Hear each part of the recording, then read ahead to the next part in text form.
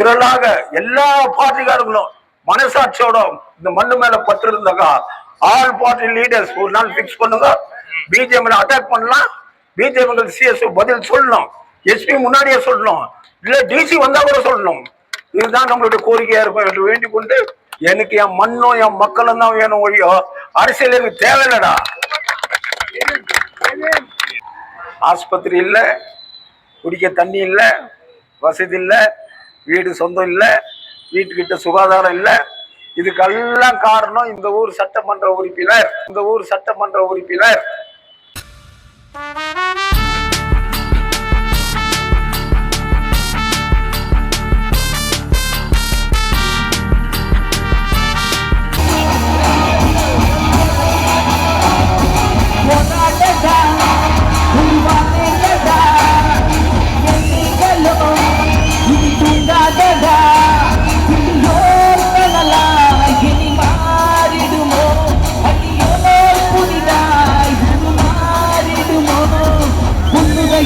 கண்டுகிடவே மறையில் போராடடா ஒரு வாழேண்டடா இனி தூங்காதடா.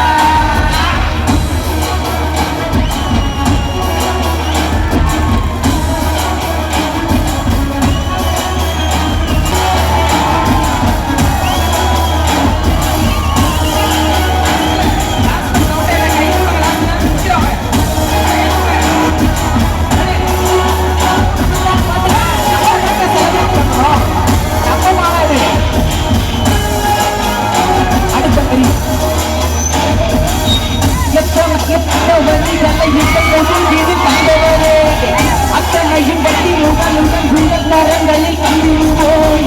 அந்த தினமே வெகுமதியாசனமே, அந்த தினமே அந்த தினமே வெகுமதியாசனமே, அந்த தினமே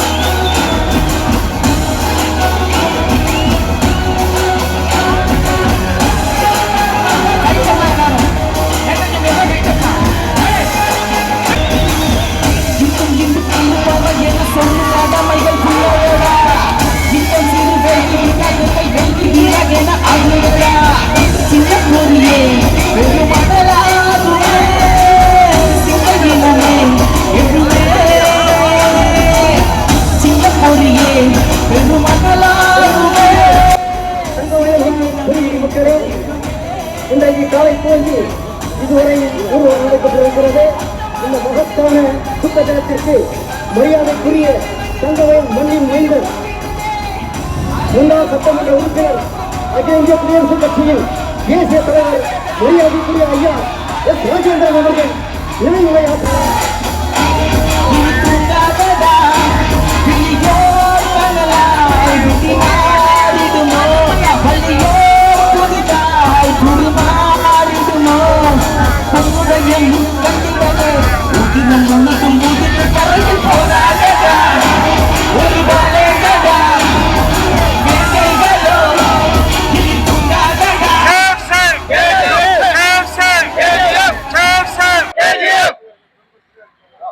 ஜெய்பீம். மதிப்பிற்குரிய அருமை சகோதரர் ஜோதிபாஸ் அவர்களுக்கும் அவரை சார்ந்த சேவ் கமிட்டி குழுவினர் அவர்களுக்கும் என் அன்பு கலந்த வணக்கம். இன்னைக்கு பிளாக் டே 25வது வருஷம் சில்வர் ஜூப்ளி கொண்டாடி இருக்கணும். நம்ம பிளாக் டே கொண்டாடி இருக்கக்கூடாது. 25 இயர்ஸ் ஆன பிறகு சில்வர் ஜூப்ளி கொண்டாடி இல்லையா? அதை செய்திருந்தோம்னா ரொம்ப நல்லா இருந்திருக்கும். இப்போ ஊரே தெரிஞ்சிருக்கும். சில்வர் ஜூப்ளி கொண்டாடுறாங்க. எல்லாருக்கும் புடவை, சட்டை, ஷர்ட்டு, வேஷ்டி கொடுக்குறேன்னு சொன்னால் ஆயிரக்கணக்கான மக்கள் வந்துருக்கும். உண்மையா இல்லையா? தொழிலாளிகளுக்காக போராட்டம் பண்றாங்க. ஒரு 200 தொழிலாளி கூட வரலையே, ஒரு 100 தொழிலாளி அது கூட வரணும் இல்லையா? அப்ப என்ன இந்த மண்ணு மேல பற்று இருக்கு?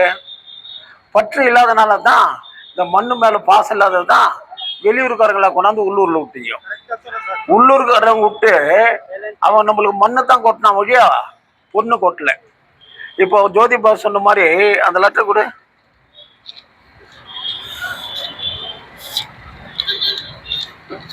நோட்டீஸ் கொடு.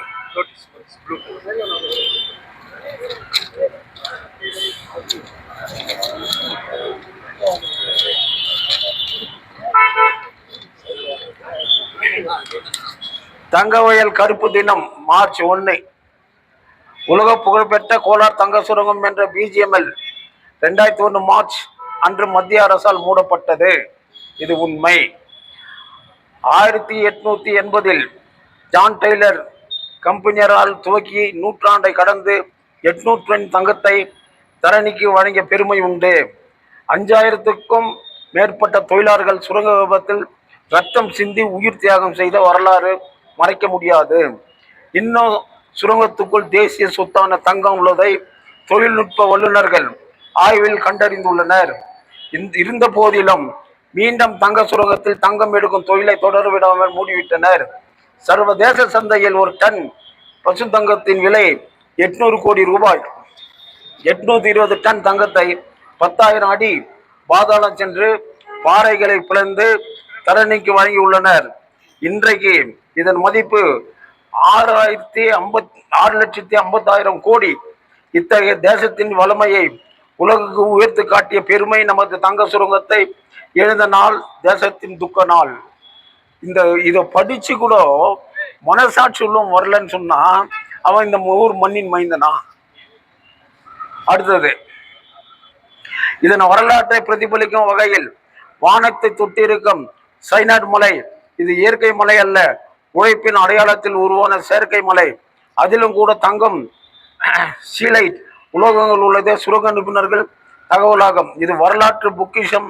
நாளைய தலைமுறையினர் அறிய வேண்டிய காலத்தின் சோடுகள். இன்னும் கூட தங்கம் இருப்பது அறிந்து இதனை வெட்டி எடுக்காமல் வேடிக்கை பார்க்காமலா பொருளாதார குற்றமாகாதா? தங்க சுரங்கம் இயங்கிய காலம் வரை சுத்தமான குடிநீர் ரொம்ப முக்கியம். சுத்தமான குடிநீர், சுகாதாரம், மருத்துவம் உட்பட அடிப்படை வசதிகள் குறையின்றி கிடைத்தன. ஆனா இப்போ கிடைக்குதா? சுகாதாரம் கிடைக்குதா? சுத்த நீர் கிடைக்குதா? இது காரணம் யார்? யார் காரணம்? MLA தயால். யார் காரணம்?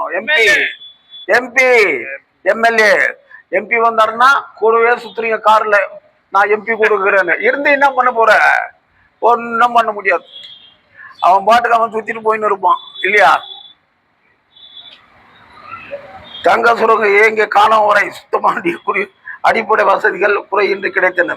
மூடப்பட்ட 26 ஆண்டுகள் இன்னும் கூட நிலுவைத் தொகை வழங்கப்படவில்லை.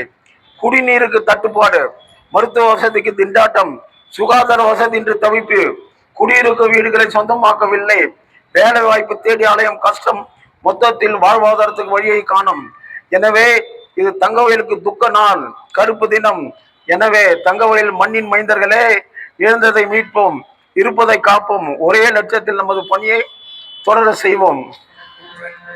இது எழுதுந்து ஜோதி பாஸ்.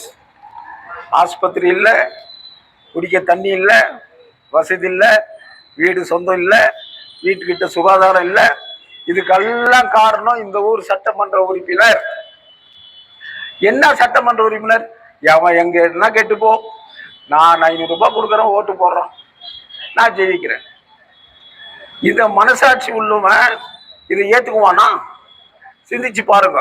தமிழன் போராட்டம் பண்றோம். எங்க தமிழனை நீ கூப்பிடுற? எவன் டொனேஷன் கொடுக்குறான்னா அவன் தமிழனே கிடையாது. அவனை கூப்பிட்டு வந்து நடு வீட்டுல வைக்கிற. என்ன சார் சொல்லுங்க. தமிழ் சங்கத்துல கூட யாரை கூப்பிட்டு வந்தீங்க? ரோஜாவா முட்டா சம்பிங்கிட்டு போறீங்க. யார கூட்டினாருங்க? எவன் காசு கொடுக்குறான்னு அவனுக்கு கூட்டினார. அது கொள்கை இல்ல. தமிழனை கூட்டினாரணும். இலக்கியத்தை பத்தி தெரியணும், அகநானூறு பத்தி தெரியணும், புறநானூறு பத்தி தெரியணும், தொல்காப்பியம் பத்தி தெரியணும், 8 தொகை 10 பாடல் தெரியணும். அவன் தமிழன். தமிழன் வாயில சொல்லக்கூடாது, புரட்சி பண்ணி காட்டணும். இன்னைக்கு ஏன் நான் வந்தேன்? நான் ஒரு வார்த்தை சொன்னேன். எங்க அப்பா தொழிலாளி. எத்தனாயிரம் தொழிலாளி இறந்திருக்காங்க, எத்தனாயிரம் தொழிலாளி ரத்தம் சிந்தி இருப்பாங்க.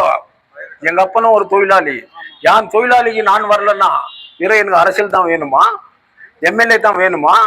கவுன்சிலர் தான் வேணுமா? ஒரு அவசியமே இல்லை. எனக்கு என் மண்ணும் என் மக்களும் தான் வேணும் ஒழியோ அரசியல் எனக்கு தேவையில்லடா. சொல்லு, நமக்கு எவ்வளவு வேலை இருக்குது. இன்னைக்கு போலீஸ்காரர்களை பத்தி பேசணும். போலீஸ்காரங்க என்ன பண்ணாங்க, ஏது பண்ணாங்க, பப்ளிக் மீட்டிங்ல சொல்லணும். அது உண்மையா இல்லையான்னு எஸ்பிக்கு தெரியணும். திருடுகள் கொடுக்குற கம்ப்ளைண்ட் ஆக்ஷன் எடுக்கணும். இதெல்லாம் போலீஸ் டிபார்ட்மெண்ட் வேலை. இதெல்லாம் கேட்டதுனால நம்மள அவங்க அரெஸ்ட் பண்ணிட போறது இல்ல. இது நம்மளுடைய உரிமை. we are the public servant. not only that, we are advocate. we have every right to question them. இத தொழிலாளிகளுக்காக இன்னைக்கு நம்ம போராட்டம் பண்ணோம். இந்த போராட்டம் எல்லா லீடரும் சேரணும். என்னுடைய ரிக்வெஸ்ட், யார் யார் பொலிட்டிக்கல்ல நிக்கிறாங்களோ, யார் யார் எந்தெந்த கட்சியில நிக்கிறாங்களோ, இவங்க எல்லாரும் ஒன்னா சேர்ந்து என்ன ஆளுக்கு ஒரு கட்சி, அடுத்தவனுக்கு ஒரு கட்சி, யார் கூட்டாலையும் போயிட்டு அதுல நின்னுக்கிறவங்கலாம் நான் கிடையாது. தொழிலாளின்ற வர்க்கத்துக்காக என்னை கேட்டதுக்காக அதுவும் ஒரு சாவுக்கு போயிருந்தேன். நோட்டீஸ் கொடுத்தாங்க, கண்டிப்பா வருவேன்னு சொன்னேன். வார்த்தையை மட்டும் நான் தவறவே மாட்டேன். நம்ம எல்லாரும் சேர்ந்து சிஎஸ்ஓ ஒரு சின்ன பந்தல் போட்டு ஒரு கார் நிக்க வைக்கிறான். ஒருத்தன் உடனே செக்யூரிட்டி வந்து இடிக்கிறான். பக்கத்துல அப்சர் கட்டிக்கிட்டான், அதை இடிக்க மாட்டேங்கிறான். இவனை யார் கேள்வி கேட்கறது? தொழிலாளியான நம்ம கேட்க நம்ம வேடியாது. அது எவனாலையும் ஒன்றும் பண்ண முடியாது. இப்பவும் சொல்றேன், எவன் கொடுக்குறான் எவன் கொடுக்கலன்னு முக்கியம் இல்ல. இல்ல கம்ப்ளீட் ஜேசிபி யூபி அது அப்படி இடிச்சுடுவானா என்ன? ஒன்னும் பண்ண முடியாது. தைரியமா இருக்கும். எல்லாரும் ஆயிரக்கணக்கான தொழிலாளிகோ மைனிங் வீட்டுல இருக்கிறவங்க, வீட்டுக்கு ஒரு ஆள் சேர்ந்தோம்னாக்கா 5000 பேரு பிஜேஎம்எல் அட்டாக் பண்ணணும். சிஎஸ்ஓ கேள்வி கேட்கணும். என்ன போலீஸ் அவங்களுக்கு செக்யூரிட்டி கொடுக்குவாங்க. நீங்க தகராறு பண்றீங்க, லட்டி சார்ஜ் பண்ற. எதுக்கு லட்டி சார்ஜ் பண்ற? எங்களுடைய கோரிக்கையை கேட்கிறேன். ஏன்னா கண் முன்னாடியே ஒரு சின்ன சந்துல ஒரு ரூம் கட்டுறான், அவனு போய் இடிக்கிற. பக்கத்துல அப்சர் கட்டுனுக்கிறான், உன் கண்ணுக்கு தெரியலையா? காசு கொடுக்குறவனுக்கு நீ வேஷம் போடுவ, காசு கொடுக்குறவனுக்கு நீ இடிக்குவியா? உன்னை கேட்கறதுக்கு ஆளே இல்லையா? நீ இந்த வருஷம் இருப்ப, அடுத்த வருஷம் போயிடுவ. இந்த மாதிரி அதிகாரிகள் எல்லாம் தட்டி கேட்கறதுக்கு திரளாக எல்லா பார்ட்டிக்காரங்களும் மனசாட்சியோட இந்த மண்ணு மேல பற்று இருந்தாக்கா ஆல் பார்ட்டி லீடர்ஸ் ஒரு நாள் பிக்ஸ் பண்ணுங்க. பிஜேபி அட்டாக் பண்ணலாம். பிஜேபி சிஎஸ்ஓ பதில் சொல்லணும். எஸ்பி முன்னாடியே சொல்லணும், இல்ல டிசி வந்தா கூட சொல்லணும். இதுதான் நம்மளுடைய கோரிக்கையா இருக்கும் என்று வேண்டிக் கொண்டு உங்களுக்கு என் அன்பான வணக்கத்தை தெரிவித்துக் கொள்கிறேன். ஜெய்பி.